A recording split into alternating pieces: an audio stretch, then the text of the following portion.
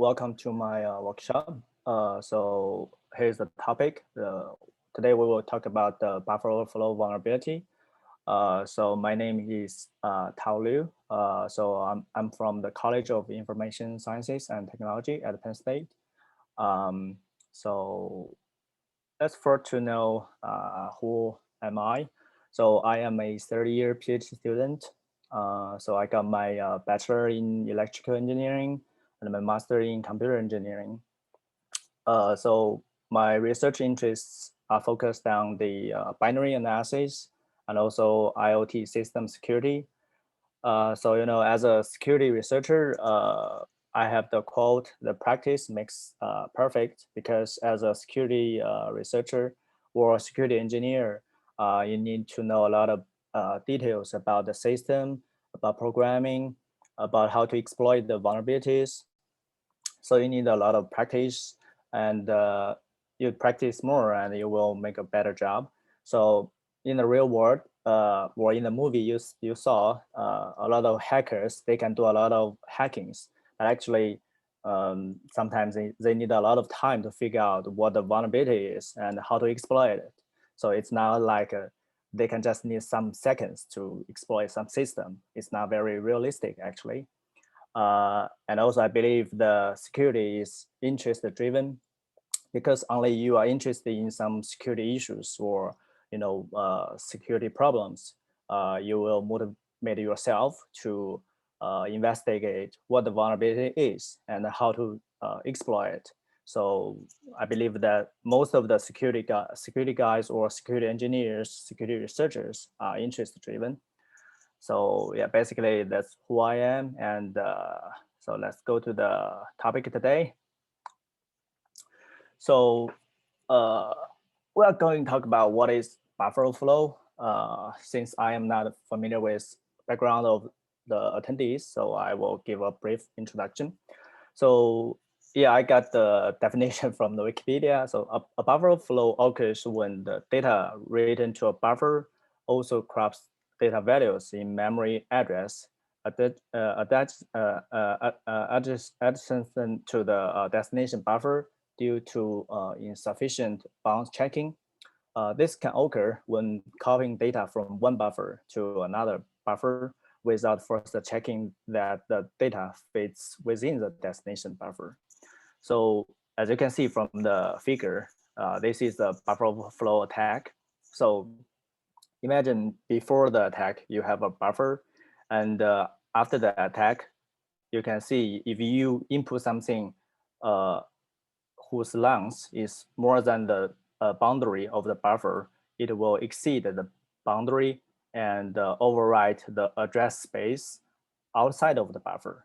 And this is how the problem happened, because in the computer system, the address, you cannot manipulate the address space randomly, because everything should follow its definition, program, and policies. So if you randomly corrupt some memory in your computer, then usually a segmentation fault will happen, and also the attacker can exploit such opportunity to inject some malicious code to install some worms. So this issue has been, I believe, 30 or 40 years. I think 40 years. So a lot of researchers investigate this issue and invent a lot of defense methods to protect the buffer, protect the stack and heap. So yeah, basically this is the concept of buffer overflow. And let's go here. So by the way, if you have any question, I believe you can raise your hand. I think the our coordinator can coordinate the questions, and I can answer, once I got a chance. So firstly, we got to know some concepts about the program. So I suppose you have some experience with C programming. So we have the compilation. So the compilation will compile the high-level program like C into low-level machine code. Basically, it's a binary code, 0, 1, 0, 1. that is compilation. And what is a program? Usually a program consists of static code and data. So the code basically is your program logic encoded in binary code, and the data are some constants, some global variables, local variables. So this is a program, and the process is basically a run of program. You want, after you compile the C code, you will get a binary file, and then you want to execute that binary file. Basically, that is a process. So after we have these three concepts, we can go to the process memory region, because like I mentioned before, every process has its own memory region, and the memory region should be protected very well. People cannot randomly, edit or manipulate the address space. So basically, so this is a process memory region. So here is the higher memory address, and here we have the lower memory address. And we have these components, the code, what I mentioned before, binary code, and static data, for example, the globals. And we have heap and the stack. So the heap is the dynamically allocated data. So if you program with C, you will allocate or new some memory space for your program. And the stack is the program execution stacks. So this is the focus today. We are basically trying to know how the buffer flow happens within a stack. So this is a stack, and this is the heap, and usually the static data and the code is in the at the end of the binary code, and we have the heap and the stack. Basically, the stack will grow from the higher address to the lower address, and heap will grow from the lower address to the higher stress. And in the middle, we have the free space for the memory usage. And then we are gonna see what is the program stack. So basically, the program stack is for implementing the procedure codes and returns. I have a figure later here, but first let's introduce the concept of stack. So the stack is used to keep track of program execution and the state by storing the local variables. So you will define a lot of local variables in your C program, and some arguments to the code procedure. So see, you have a main function, and you have some functions to be called in the main function, and the code procedure is the functions to be called. That's the callee, and the main function will be the caller, and also the return address of the caller will also be stored on the stack, because after you finish executing the code function, you will need to return to your main function to execute its original execution order. So these are some key components of the stack. And what is a stack frame? So as you can see in this figure, so we have the main program A, and it will create a stack for this whole program. And for example, the main program code A and the procedure A code B. So the B will be the callee, and the A will be the caller. And if we continue this procedure, we continue B, for example, B, and then if a conditional statement, then B, and or else, I think here should be a C. So else C. So if we execute the C, it will be the subroutine C, and then we will go into this stack frame, which is also acknowledged as the activation record. Actually, this is the currently live stack frame. This is what you are currently executing. So this is the stack frame. And let's see, the stack grows from the higher address to lower address. And we have the stack pointer. The stack pointer will point to the top of the stack. So here, as you can see, we have the stack pointer. So the stack will grow from the A, B, C, and until D. And the stack, it will point to the top of the stack is the subroutine D. And then we have the frame pointer points to the end of the current frame. So you can see in this figure, this is a frame pointer. It will point to the end of the current frame. Actually, this is just a example figure to show the activation record. So if the frame pointer points to here, then this one should be the current activation record. So yeah, this is a frame pointer. So we have a stack pointer to point to the top of the stack, and we have a frame pointer point to the end of the current frame. And then the stack is modified during some procedures. One of that is the function call, when you try to call some functions. And there's a function initialization and also returning from a function. So I will illustrate them one by one later. So yeah, this is the, so now you have a big picture of what the stack is and what the stack frame is. And as you can see in the stack frame, we have some components. We have the arguments to code routine. I think this is this is more conceptual. Let's see in the code here. So we have the main function, and in the function we will call this function, name the function. We will call this one, and for example, based on this figure, arguments to code the routine, which will be these two. These two are the arguments to be passed to the function. And then we have the local variables, which you defined in your functions.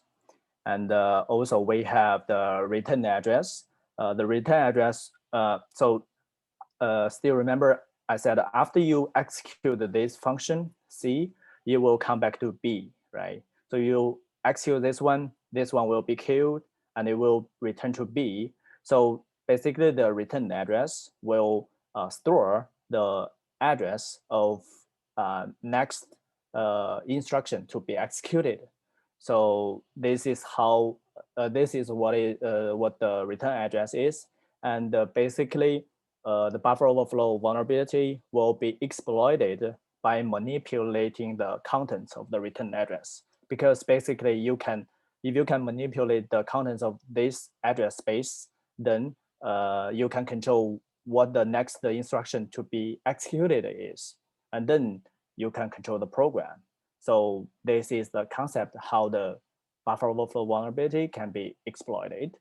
So this is the key. And then later on, we will see how this one can be manipulated or overwritten by the buffer overflow vulnerability. So we need to, before we can understand how the buffer overflow vulnerability can be exploited, we need to know what a typical coding sequence is. So still the same figure, we have the caller. So let's focus on one example. So we have the caller B, the subroutine B. So we have caller B, and the callee should be the subroutine C. So the caller will save the registers. So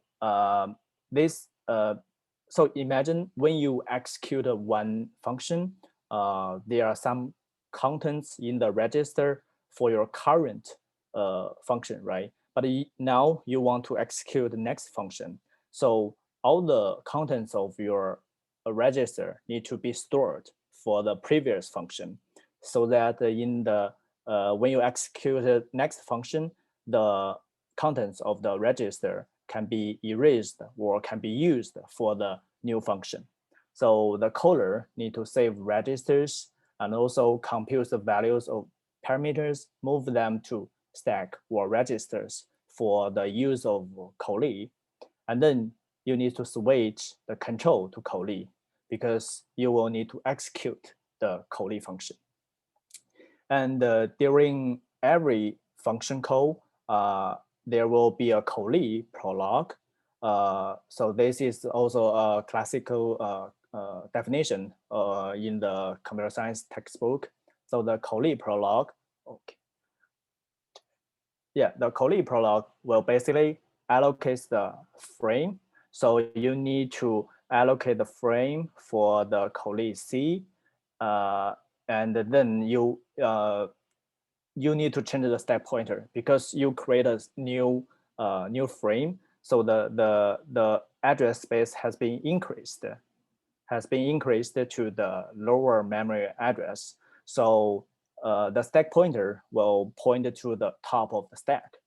And then it will save the previous frame pointer and set new one because previously you are executing the subroutine B.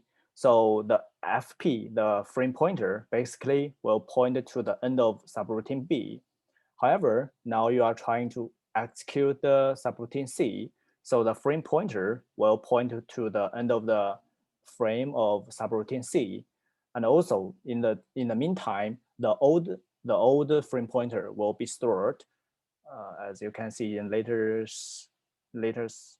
yeah, the older frame pointer will be stored so that later on you can restore the previous function. And then let's see, yeah, it again will save some registers might be overwritten in the callee. So it will save the registers for the sake of the caller function. And then we have callee epilogue. This is what happens when you have already executed the function C. You want to return to function B. So in this epilogue, it will move the return value into stack or register. So you execute the C, and then you have something to return to the subroutine B. So you will move the return value into stack or register for the subroutine B's usage. And then you will restore the callee saves registers.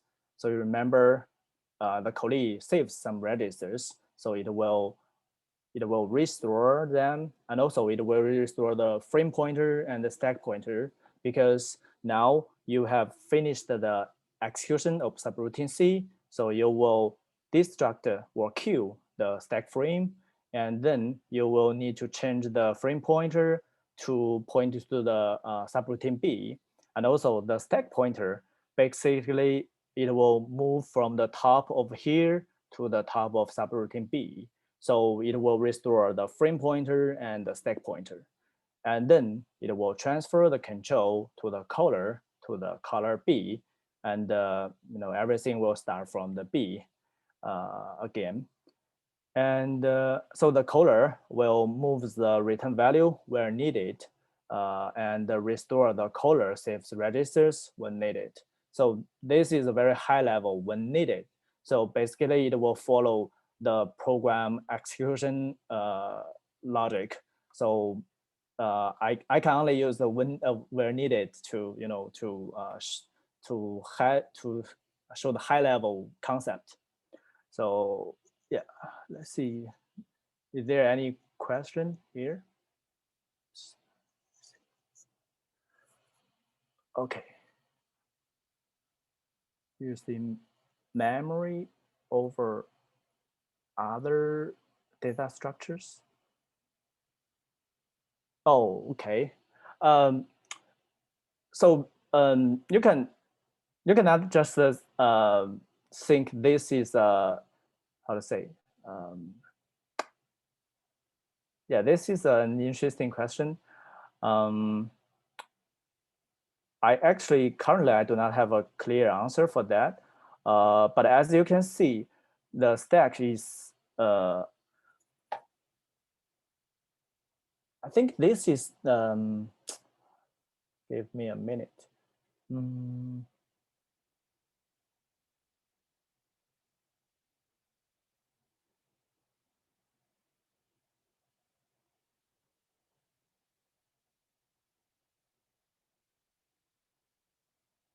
Actually, I think this is not the stack we are usually using in our programming.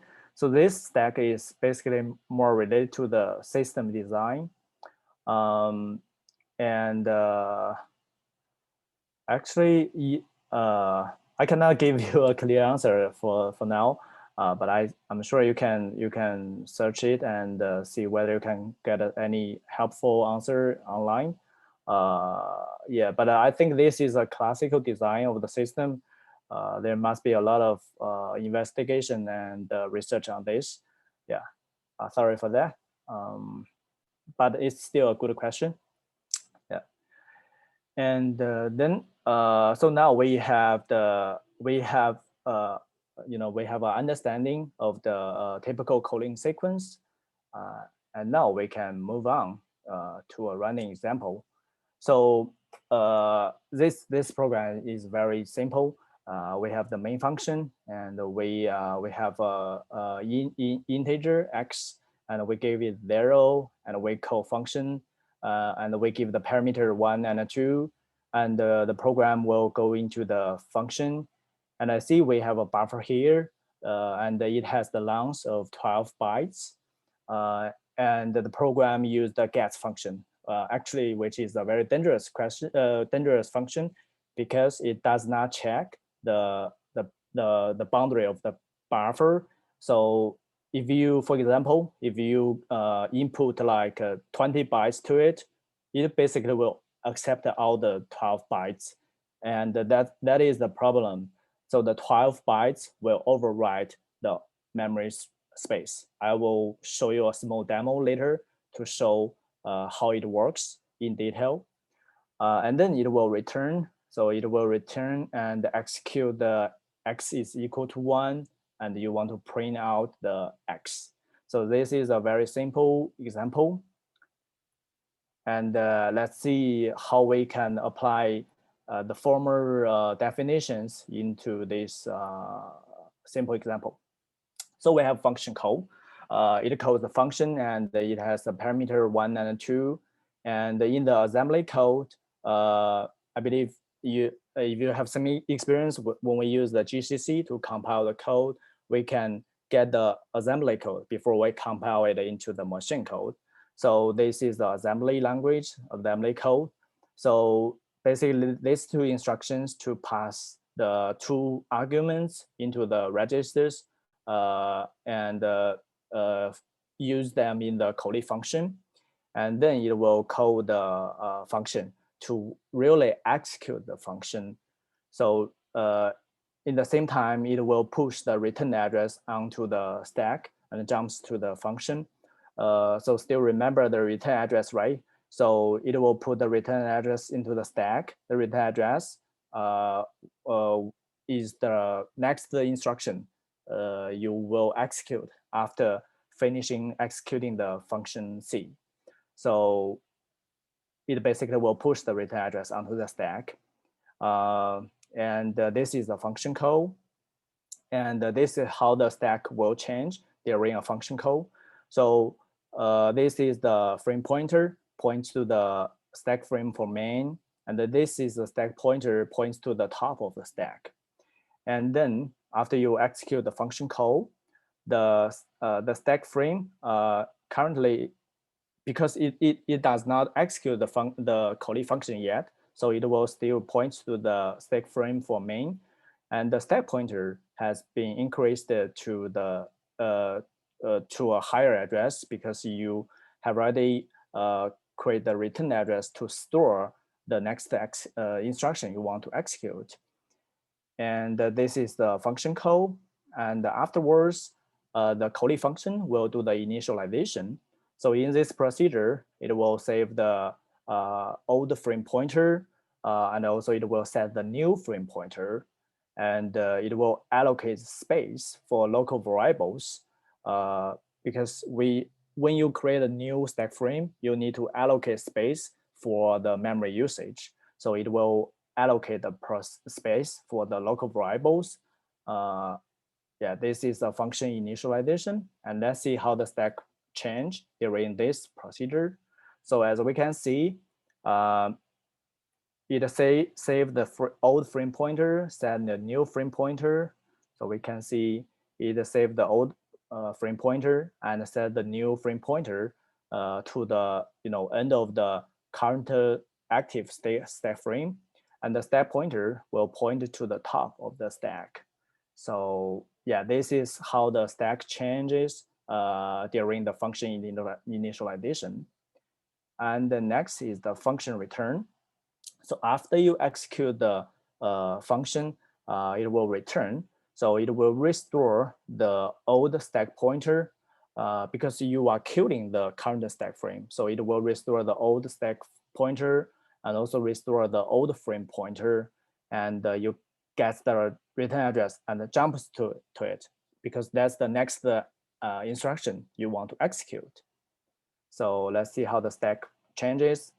So as we can see, the stack pointer will change from the top of the buffer to the top of the stack frame for main.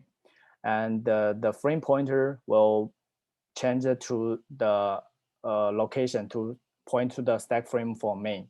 So this is how the return works during, this is how the stack changes during a function return. And then let's see. Okay, I think this is a time that because now we have all the background knowledge about process memory region and how the function code works and what the coding sequence is. So I guess now we are ready to know what exactly is buffer overflow. So as you can see in this running example, as I point out here, when the program receives the input from the user can give the input of any length. However, you only have a 12 bytes of buffer, which means it will exceed the boundary of the buffer. As you can see, the buffer is only 12 bytes, but actually you can input like 20 bytes. So the stack will not increase to the lower address. So it will only, the input contents will be only stored from the top to the end, which means you will overwrite the return address. Of course, it depends on the offset between the stack pointer to the return address, the location of the return address. So that is the tricky part. That is how the attacker need to calculate. They need to use some method to calculate the offset so that they can precisely know the location of the return address, and then they can precisely manipulate the return address to point to where they want to execute. So before we move on to that part, to how to manipulate the return address, let's first see what is smashing the stack. So the smashing the stack is occurs when the buffer overflow overwrites data in the program stack. And the successful exploits can overwrite the return address on the stack, like I mentioned before, and it will allow the execution of arbitrary code on the target machine. So this kind of arbitrary code execution is the most severe vulnerability in the CVE database of United States. They all have a CVE database which stores all the vulnerability CVE IDs and the vulnerability type and the vulnerability details. So this is the most severe one in the database, because if your program can allow the execution of arbitrary code, in the most dangerous scenario, the attacker can obtain your root privilege, which means they can execute any code. They can install the worm. They can take control of your computer. They can store your information. So this is the most dangerous one. And in our example program, it's a very simple one, and the logic is very simple. So what happens if we input a large string? So it will cause a segmentation fault. So I can show you a quick demo here. Let's see. Okay, so this is the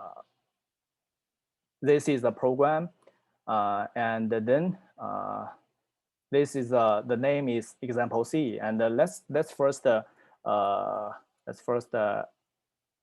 see.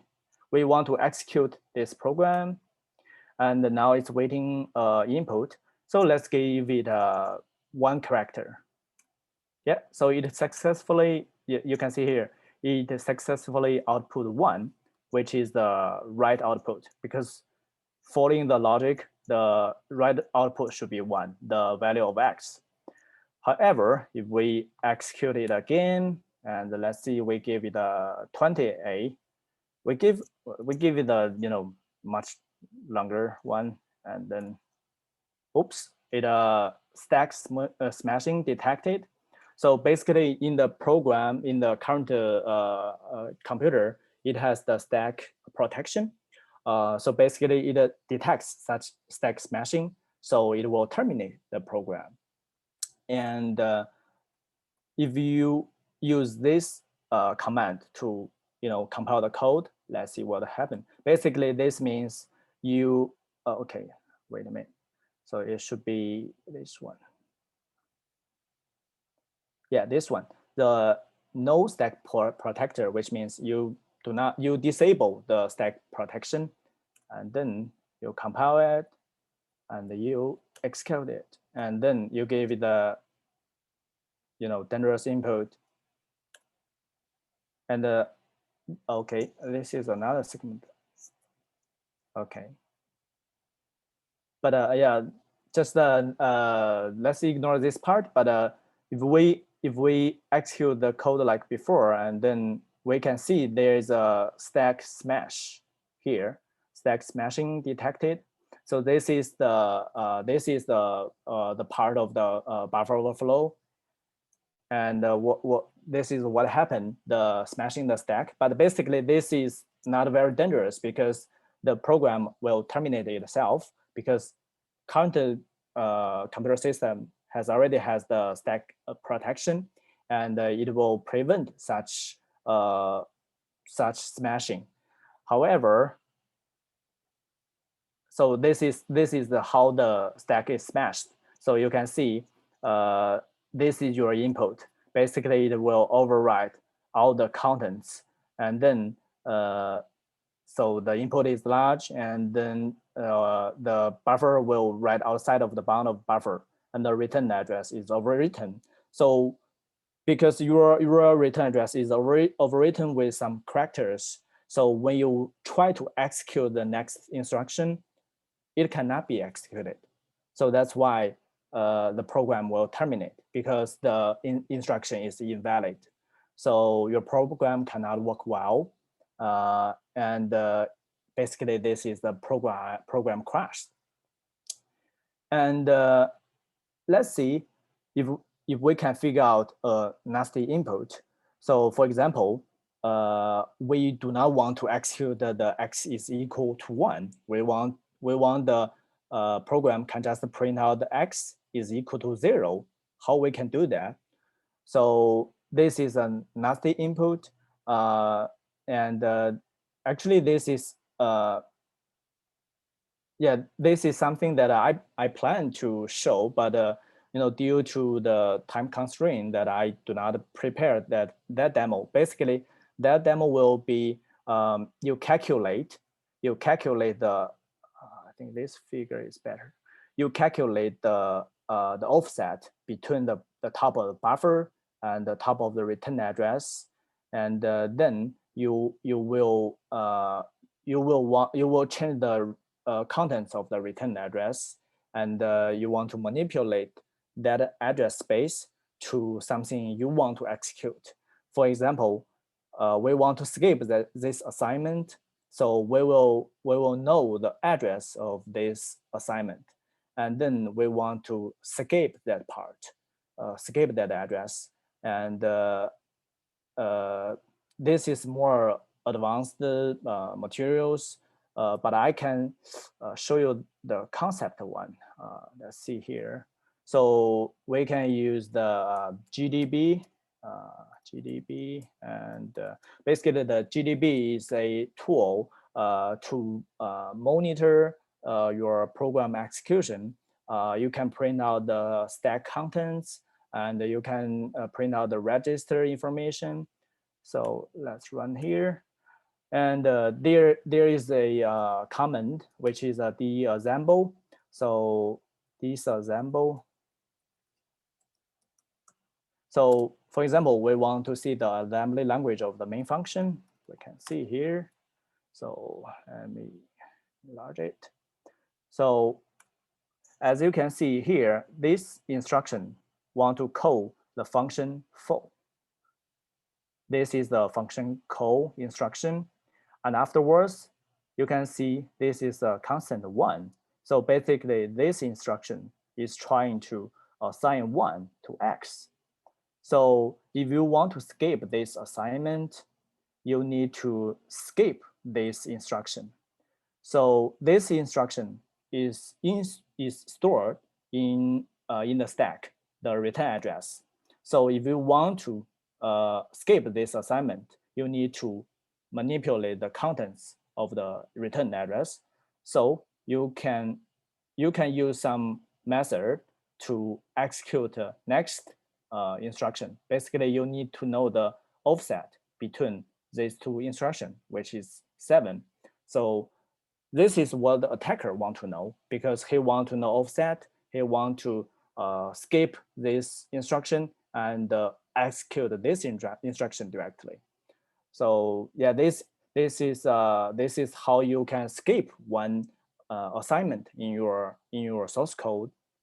And also, I think this is enough. Let's go back to slides here. So we have figured out here, and then let's see. Yeah, this is the most dangerous one. This is code code injection. So let's see how it works. So basically, like I said, the attacker want to manipulate the contents of the return address. So for example, they know where the return address is, and we assume they can manipulate that return address. Then they can put some injected code in their input. So they can let the return address points to the code they want to execute it.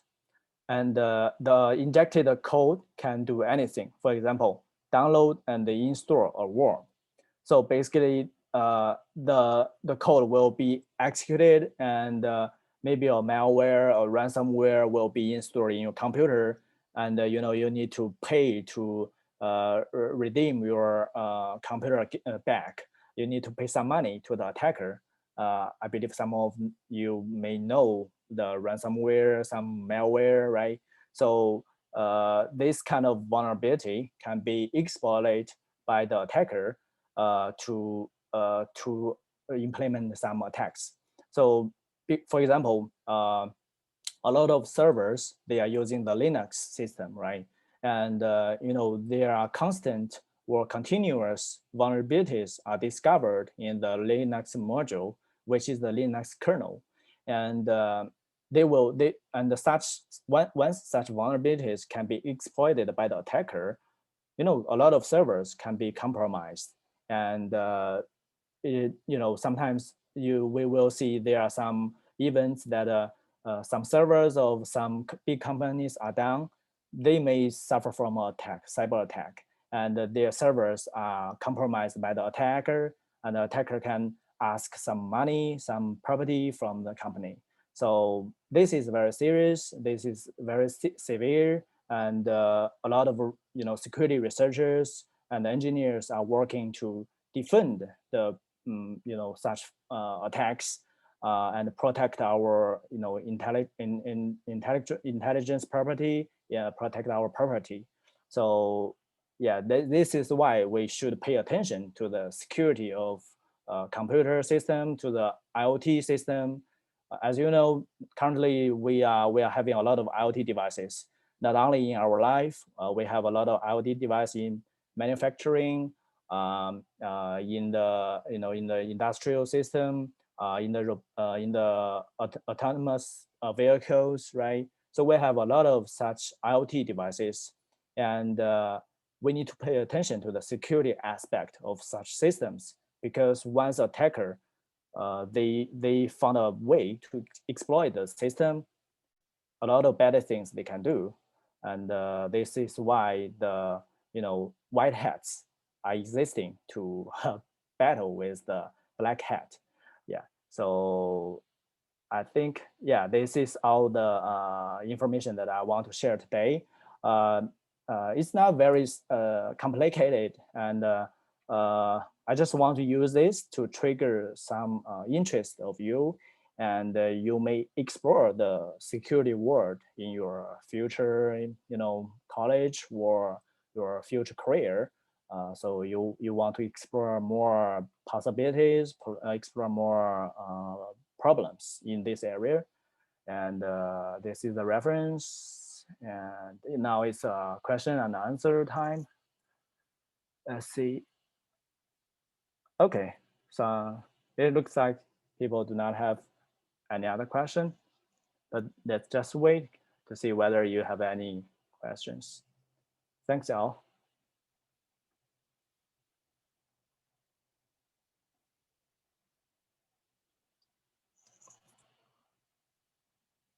Yeah, thank you.